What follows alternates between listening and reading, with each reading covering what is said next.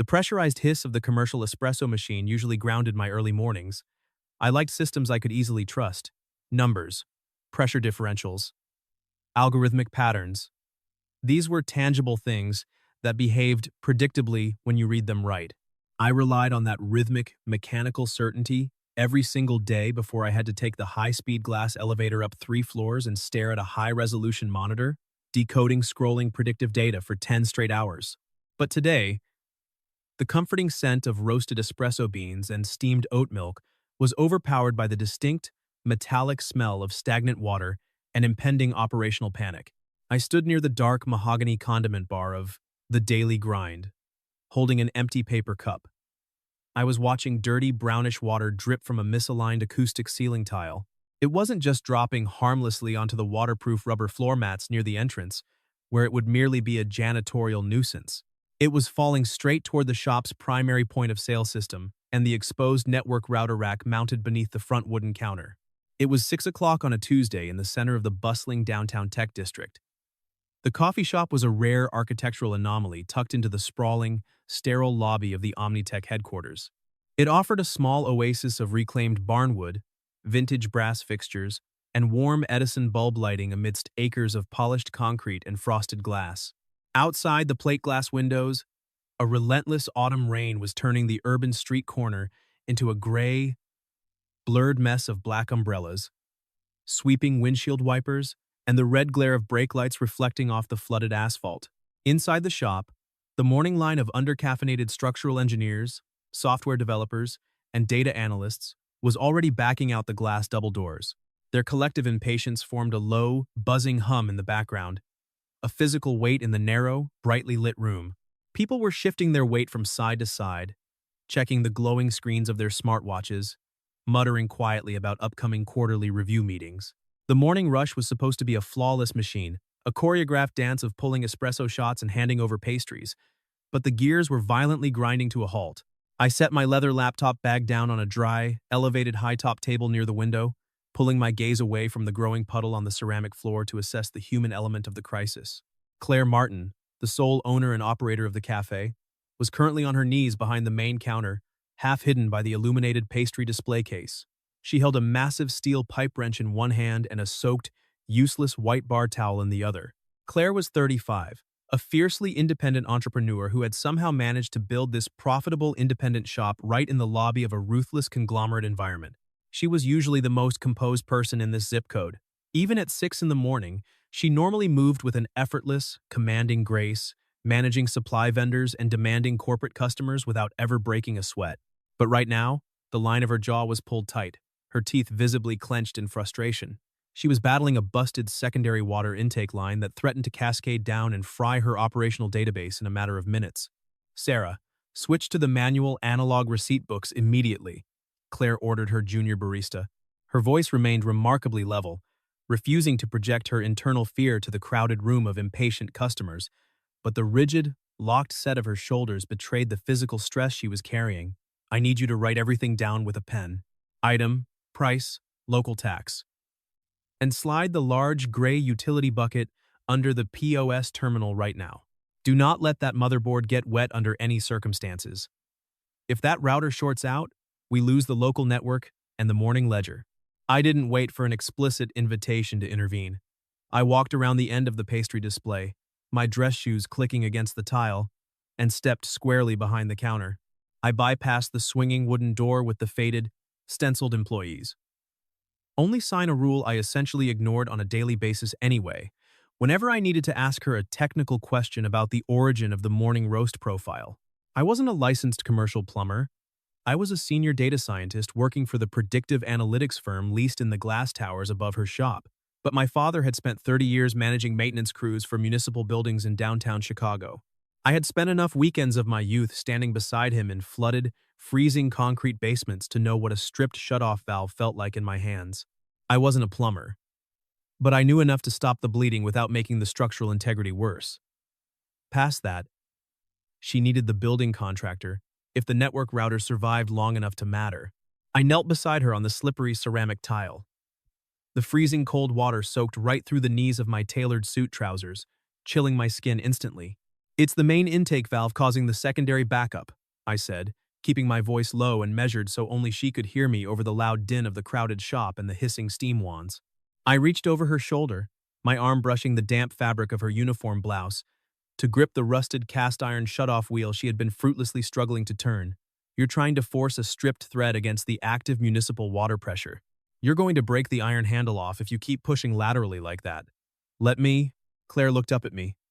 A stray strand of damp, dark hair had fallen out of her normally immaculate bun, sticking stubbornly to her cheek. She blinked rapidly, clearly surprised by the uninvited intrusion into her chaotic workspace. Kyrie, what are you doing back here? You're going to ruin a $600 suit, she said, her chest heaving slightly with the exertion of fighting the stubborn pipe. I can handle this. The Omnitech maintenance contractor is supposed to be here any minute. I called the emergency building management line 20 minutes ago. The contractor's stuck an hour out in gridlock traffic on the interstate, and this network switch has about 3 minutes before the water breaches the plastic casing and shorts out your local system, I replied. I didn't look at her face. I kept my eyes focused on the mechanical plumbing problem situated in front of us. I adjusted my grip on the wet steel wheel, locking my right shoulder firmly into place against the wooden cabinetry to gain maximum leverage in the cramped space. I applied a calculated, steady torque to the valve, actively bypassing the stripped internal thread by pulling slightly upward and inward as I turned the cold metal. The iron fought back against my grip for a long, tense second, digging painfully into the palm of my hand. Flakes of orange rust peeled off against my skin. Then, it finally gave way with a loud, protesting screech of rusted metal, snapping shut. The violent flow of water instantly choked off from a steady stream to a slow, harmless drip, splashing quietly into the plastic bucket Sarah had shoved under the counter. Now you don't have to handle it, I said. I released the iron wheel and stepped back slightly, giving her the room she needed to breathe and assess the damage. She let out a ragged exhale, dropping the pipe wrench onto the tile with a loud clatter that made Sarah jump. She leaned back against the lower wooden cabinets, staring blankly at the dripping pipe for a long, silent moment. Thank you. If that POS system fried, I wouldn't just lose the morning coffee sales. I'd lose the localized backup of the encrypted client ledger for our catering accounts. And Arthur Vance is auditing me today. That name made my spine straighten instinctively, all my professional defense mechanisms activating. Arthur Vance was the lead compliance officer for Omnitech, the massive tech conglomerate that owned the commercial building and the surrounding block. Omnitech provided a vital 80% of Claire's business revenue through lucrative, exclusive, building-wide catering contracts for their executive boardrooms and their daily tech symposiums. Vance was a notorious, relentless bureaucratic shark within the company. He was a man who specialized in weaponizing complex non-disclosure agreements, citing obscure policy violations, and delivering vague, threatening legal notices to mercilessly squeeze independent vendors out of their leases whenever the Omnitech board decided they wanted to repurpose a retail space for their own profitable ventures. Why is the head of compliance personally auditing a lobby coffee shop on a wet Tuesday morning? I asked. I reached up, pulled a thick roll of industrial paper towels from the under-counter dispenser, and began methodically wiping the orange rust, freezing water, and machine grease from my hands. Claire stood up slowly, her knees popping slightly in the quiet space behind the counter. She wrung out the wet bar towel over the stainless steel sink, the water splashing loudly against the metal. She wouldn't meet my eyes. She focused on the running water draining into the metal basin, her jaw locked tight. He claims there was a data leak. A data leak? I repeated, my brow furrowing in analytical confusion. Originating from a lobby coffee shop? He sent a preliminary legal notice via courier at midnight last night, she continued, her voice devoid of its usual welcoming warmth, replaced by a hollow, mechanical delivery. He says an unauthorized, external user breached the Omnitech internal secure catering portal through my shop's public guest Wi-Fi network. According to his printed notice, this rogue user accessed restricted executive meeting schedules and upcoming quarterly financial forecasts that were stored on the shared calendar. I stopped wiping my hands. I crumpled the paper towel in my fist and tossed it accurately into the plastic bin beneath the sink. As an AI researcher who spent his professional life building secure data models, hunting anomalies in massive datasets, and writing complex predictive algorithms, I knew exactly what a claim like that meant in an ironclad lease agreement. That's a material breach of contract, I said, my voice flat, deliberately laying out the undeniable reality of the situation without sugarcoating it.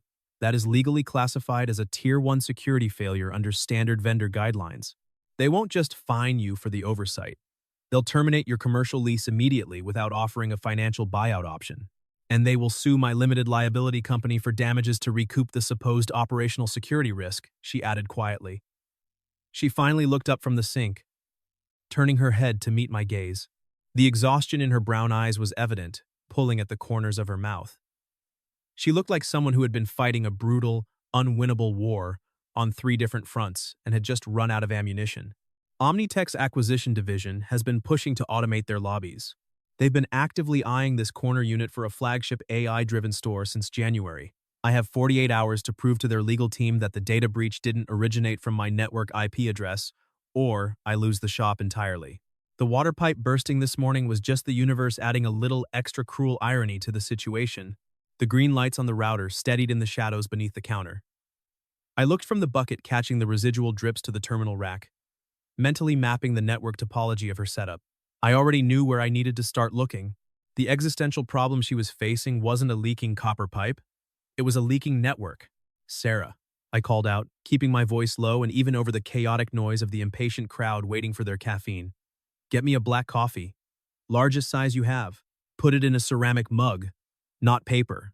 I looked back at Claire, holding her gaze steadily until she was forced to acknowledge the deliberate shift in my posture. I wasn't just a regular customer anymore. "We have work to do," I stated simply. "Kyrie, you have a demanding job upstairs," she argued weakly, shaking her head and gesturing vaguely toward the ceiling. "You can't get involved in a complex legal dispute with compliance. They hold the master lease for your analytics firm, too. If Arthur Vance sees you digging around in this mess, he'll make a call to your director." "My firm analyzes data. I'm going to analyze yours," I replied, refusing to accept the dismissal. I walked back around the counter, stepping out into the main public floor. I'll be sitting at my usual table by the window. When the morning rush finally dies down and the line clears, bring me your router administrative password. By 8 o'clock that evening, the coffee shop was closed to the public.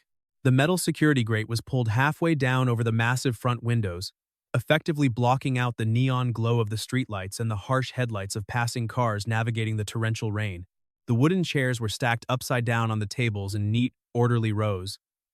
The chemical smell of industrial citrus cleaner mixed with the lingering, earthy aroma of espresso grounds. It was intensely quiet inside, the silence broken only by the mechanical hum of the commercial refrigerators and the rhythmic drumming of rain against the exterior glass. I sat at a corner booth tucked securely away from the street view, my work laptop open in front of me. The screen threw a pale, sterile blue light across the polished wooden table. I had bypassed the unreliable wireless connection, running a Blue Cat 6 Ethernet cable plugged from my machine's port into the back of her central network switch located under the pastry counter. My fingers flew across the mechanical keyboard, the percussive clack-clack-clack echoing in the cavernous room as I ran diagnostic terminal commands in rapid succession. Claire was methodically wiping down the chrome exterior of the espresso machine, but her movements were stiff, robotic, and repetitive. She was cleaning a metal surface that was already spotless. She walked back behind the main counter, her boots squeaking slightly on the damp tile, and returned a moment later carrying 2 ceramic mugs of steaming black coffee. She set them down on the wooden table with a soft clink, pushing one toward my laptop. She slid into the leather booth opposite me, resting her chin in her hand, her dark eyes shadowed with overwhelming worry. "I bypassed the standard user interface and ran a deep-level packet diagnostic on your primary router," I said, my voice cutting cleanly through the quiet room. I hit the Enter key to execute a complex Python script I had written for this task over my lunch break. Lines of encrypted data began cascading rapidly down the black terminal window. "And what does it actually say?" she asked, wrapping both of her hands around her warm mug. "Your internal firewall is standard commercial issue. It keeps out the casual noise. But it's not exactly Fort Knox," I explained, tracking the lines of code with my index finger as they populated the screen. "However, the architecture is not porous. There are no hidden backdoors, no malware payloads currently active on the system. If a massive data leak happened on this network yesterday afternoon, it wasn't a brute force external hack from a server farm halfway across the world. No one breached your system from the outside in. Vance insists the internal IP logs generated by Omnitech's secure servers point to my network address," she said, her voice tight with frustration. "He only looked at the surface layer of the log to justify the audit. He's going to use the strict secrecy clause in my vendor contract to shut me down quietly. No public fuss, no chance for an open appeal to the board of directors. Just an eviction notice and a private security team changing the physical locks on Friday night. I picked up the mug and took a deliberate sip. The coffee was perfectly bitter, scalding hot, and exactly the jolt of caffeine I needed to keep my brain running at optimal speed. Vance is an auditor, Claire. He's a compliance officer, not a data scientist, I said, setting the mug down carefully on a coaster. He is relying on the fact that you run a retail coffee shop. He assumes you don't have the technical bandwidth, the operational knowledge, or the capital to hire a forensic analyst to aggressively challenge his raw logs. He's weaponizing a complex system you don't speak the language of to force you out of the game. And you're going to fight that system? She asked. A skeptical, protective edge crept into her voice. Kyrie, you're 28 years old. You're brilliant. I know that from listening to you talk to your coworkers in the morning line every single day. But Omnitech's legal and security teams are a multi-million-dollar machine. If they catch you digging into their network architecture, they will ruin your career. They'll blacklist you in the tech industry permanently. The skeptical tone in her voice made me stop typing. I let the white cursor blink on the black terminal screen for 3 full seconds before I answered. I don't need to understand their ruthlessness, Claire, I said calmly, looking into her brown eyes, refusing to blink or look away. I don't care about their lawyers or their compliance officers. I just need to understand their data. Data doesn't lie, it doesn't intimidate, it doesn't negotiate, and it doesn't care about Arthur Vance's title. I turned my laptop screen horizontally toward her, pointing a finger to the lines of decoded traffic logs. Look at this line right here. I pulled the raw network traffic from your cloud backup, matching the exact timestamp Vance claimed the breach happened. Yesterday afternoon at 2:14 p.m., she leaned in closely to look at the screen. Her shoulder brushed my sleeve. I locked my eyes on the graph and kept my voice perfectly even as I pointed to the MAC address, refusing to let the proximity distract my train of thought. See this spike in packet requests? I pointed to a jagged, bright red line spiking violently on the visual network graph. It originated from your IP address. Yes. The request came from inside this very room. That's why Vance thinks he has you dead to rights. But he only looked at the surface layer of the log to get his justification. He didn't dig deeper into the metadata. Look at the MAC address of the device that actually sent the data request. She squinted at the long string of alphanumeric characters highlighted in yellow on the dark screen. I don't know what that means. It looks like a random serial number. Every piece of hardware that connects to the internet, every phone, tablet, laptop, and smartwatch has a unique address, burned permanently into its internal network card. I explained, keeping my tone analytical and grounded. This MAC address doesn't match your POS system. It doesn't match your back-office accounting laptop, and I already checked the logs. It doesn't match Sarah's phone. I ran a quick cross-reference check against your DHCP client list. This MAC address matches an external, mobile device that connected to your public Wi-Fi network for 12 minutes. Claire's eyes widened slowly as the cold logic clicked into place. She sat back against the booth, the realization hitting her. Someone sat in my shop, ordered a coffee, connected to my guest network, and pulled the Omnitech data from right under my nose to frame me? Yes, I said, closing the laptop with a definitive snap that echoed loudly in the quiet room. Someone used your network as a smokescreen. And tonight, I'm going to write a targeted script to figure out what device it was. How? She asked, her voice dropping. If it's an external device, how can you possibly know who owns it without hacking the mainframe? I can't legally hack their HR database. That's a line I won't cross, I explained, maintaining the strict boundary of realism and legal methodology. But people are incredibly careless with their hardware. When a device connects to a public network, it constantly pings out Bluetooth handshakes, searching for familiar connections. A former telecom colleague owed me a favor and could confirm whether the city's public traffic sensors had logged the handshake window on that block. It wouldn't hand me a culprit. It would only narrow the hardware and the timing enough to crack Vance's story open. If we combine that with the building's visitor log, we build a composite case. Is that legal?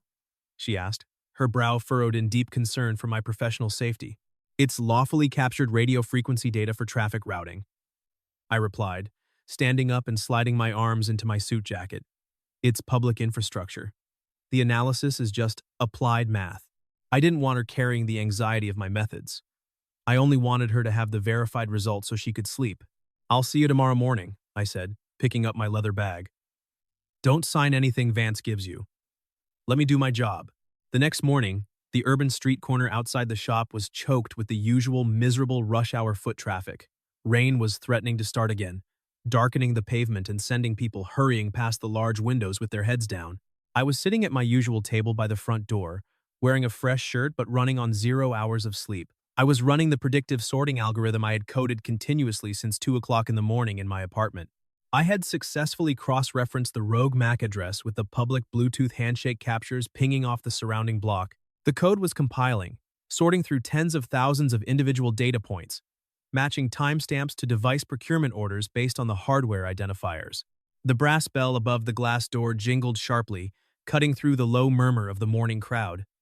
Arthur Vance walked in. He wore a charcoal, custom-tailored suit that cost more than my car, and carried a slim, locked, leather briefcase. He bypassed the long line of waiting customers, utterly ignoring Sarah's polite greeting from the espresso machine, and walked straight to the main counter. He moved with the entitlement of a man who firmly believed he owned the floorboards beneath his expensive shoes. "Miss Martin," Vance said loudly, deliberately making sure the people in line could hear him. His voice was smooth, polished, and dripping with thinly veiled condescension. "I hope you have the comprehensive forensic report I requested. The Omnitech Board of Directors is getting impatient, and I'd like to resolve this messy situation before my lunch meeting." Claire stood her ground behind the wooden counter. She meticulously wiped her hands on her dark apron, her posture rigidly straight. She didn't shrink away from the counter, and she didn't lower her chin. "I'm still compiling the network data with my consultant, Mr. Vance. You gave me 48 hours in your written notice. The deadline isn't until midnight tonight. I gave you a courtesy window to prepare yourself for the inevitable," he corrected smoothly, dismissing her argument as irrelevant. He snapped open the brass latches of his briefcase with a loud click. He pulled out a thick manila envelope and placed it firmly on the counter, tapping it once with his index finger. "This is a mutual termination agreement. You sign it right now, you hand over the keys by Friday evening, and Omnitech officially waives the financial damages for the data breach. It's the cleanest, cheapest way out for you. If you force me to bring in the litigators, the legal fees alone will bankrupt this LLC before we even reach a settlement table." He was applying the squeeze, hard and fast, relying on shock and awe to force compliance from a small vendor. I watched the exchange intensely from my table, my hands resting lightly on the keyboard. I saw Claire's hand hover nervously over the thick envelope. The pressure in the room was immense, almost suffocating. She was a single, small business owner staring down the barrel of a multi-billion-dollar corporate monolith holding all the legal cards. On my screen, I hit the run command on the final sorting script. The green progress bar shot across the terminal window, hitting exactly 100%. The model found a definitive, undeniable match. The device family and registration tier populated on the screen in bright, glowing green text. I stood up, picked up my laptop with one hand, and walked deliberately over to the counter. The ambient, buzzing chatter of the customers began to drop rapidly as they sensed the sudden shift in the room's dynamic. I stepped smoothly and solidly into the physical space between Claire and Vance, forcing him to take a half step back to maintain his personal bubble. "She's not signing anything," I said, my voice devoid of warmth. Vance looked at me, his brow furrowing in annoyance. He adjusted his expensive watch, sizing me up and clearly dismissing me. "This is a private, confidential legal matter between Omnitech and a contracted vendor. Step back to the line, son." "It stopped being a private matter the second you tried to frame her network for espionage to steal her lease," I replied. I turned the laptop screen toward him, making sure the terminal text was scaled large and easily readable from his position. I tracked the rogue MAC address of the device that initiated the server breach. I verified it through the local node routing and the deep packet headers. It didn't belong to any of Claire's hardware. Vance's jaw tightened slightly, a microscopic tell. The lease is explicitly clear on third-party network usage and security standards. It's not her liability when the device belongs to an internal Omnitech employee operating with malicious intent, I countered. I dropped my voice to a low, hard register that carried clearly across the suddenly quiet counter. I cross-referenced the device family with Omnitech's vendor procurement records. It's a specific, high-tier iPad Pro issued exclusively to your real estate acquisition division. Your arrival time is already in the building's visitor log from the front desk, and it lines up perfectly with the device ping connecting to the router. The remaining noise in the coffee shop vanished. The clatter of ceramic cups stopped. The hiss of the espresso machine faded. Behind the bar, Sarah stopped mid-pour, holding a stainless steel pitcher of milk suspended in the air, and stared at Vance like she had been waiting 2 grueling days to see him finally lose. Vance finally stared at the screen, reading the device registration tier highlighted brightly in the terminal window. The smooth, impenetrable veneer of his corporate confidence cracked right down the middle, the color visibly draining from his face as the timeline locked him in. "You hacked our records?" he demanded quietly, a dangerous legal threat lacing his tone. I cross-referenced public Bluetooth handshakes with publicly available unencrypted device registrations. I corrected smoothly, legally insulating my methods with practiced precision. "Your real estate division wants this prime corner lot for a new flagship automated Omni store. Buyers have already been calling the county office asking when this retail space will clear. You used Claire's network yesterday at 2:14 p.m. while buying a latte to access your own catering schedules, intentionally creating a fake internal data leak just to trigger the immediate eviction clause in her contract." I tapped the screen hard with my index finger, the sound sharp as a gunshot in the quiet room. "You shut down an active business on falsified internal logs without a formal cybersecurity review, and that decision becomes discoverable the second legal gets dragged into it. I hope Omnitech is comfortable defending corporate fraud." Vance looked from the glowing screen to me, rapidly calculating the massive risk and measuring the precise threat level. He looked at Claire, finally realizing his manufactured, artificial leverage was gone.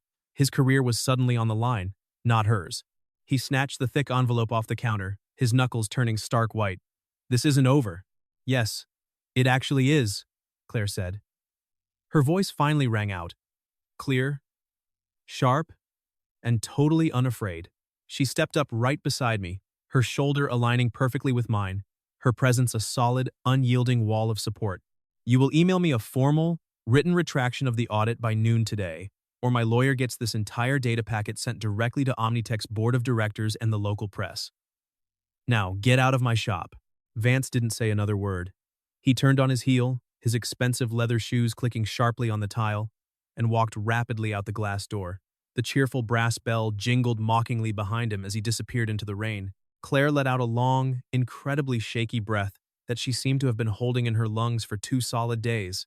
She turned to look at me, a fierce, brilliant, genuine smile breaking across her face, completely transforming her exhausted features. "You actually found it. You mapped the whole thing." "Data doesn't lie," I reminded her, securely closing the laptop and engaging the physical latch.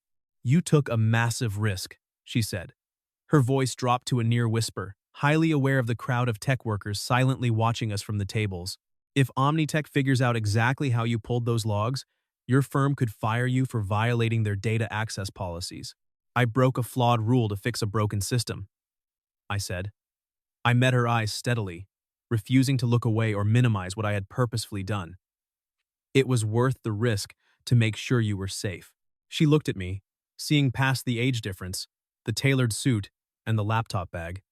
I had deleted the draft before dawn.